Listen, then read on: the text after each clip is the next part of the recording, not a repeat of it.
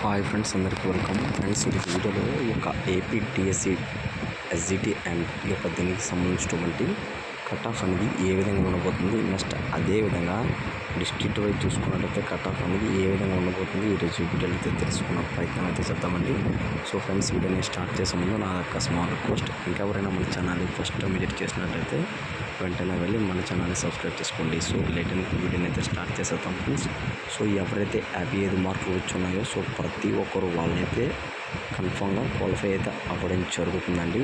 So ఈ యొక్క results సంబంధించినటువంటి ఒకసారి చూసుకున్నట్లయితే రిజల్ట్స్ వచ్చేసరికి మనకి జూలై లాస్ట్ వీక్లో అయితే రిలీజ్ చేయడం జరుగుతుంది. నెక్స్ట్ అదేవిధంగా ఫైనల్ మెరిట్ లిస్ట్ అనేది ఆగస్ట్ ఫస్ట్ వీక్లో అయితే రిలీజ్ చేయడం జరుగుతుందండి. సో ఇక్కడ చూసుకోవచ్చు మీరు ఈ యొక్క కట్ ఆఫ్ అనేది డిస్ట్రిక్ట్ వైజ్ ఏ విధంగా ఉన్నదనేది. సో అనంతపురంలో కేటగిరీ వైజ్ ఎన్ని మార్కులు వచ్చాయి, నెక్స్ట్ అదేవిధంగా ఏ షిఫ్ట్లో ఎన్ని మార్కులు వచ్చాయి, నెక్స్ట్ చూసుకున్నట్లయితే మనకి నార్మలైజేషన్లో కన్ఫామ్గా ప్రతి ఒక్కరికి 5 మార్కుల కన్నా ఎక్కువైతే మనకైతే యాడ్ అవ్వడం జరుగుతుందండి. సో ప్రతి ఒక్కరు గమనించుకోవచ్చు.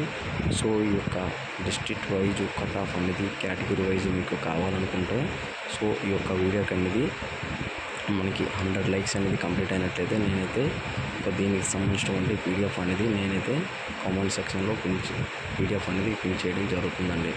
సో ఇది ఫ్రెండ్స్, ఇటువంటి మరిన్ని అప్డేట్స్ కోసం అంటే మన ఛానల్ని సబ్స్క్రైబ్ చేసుకోండి.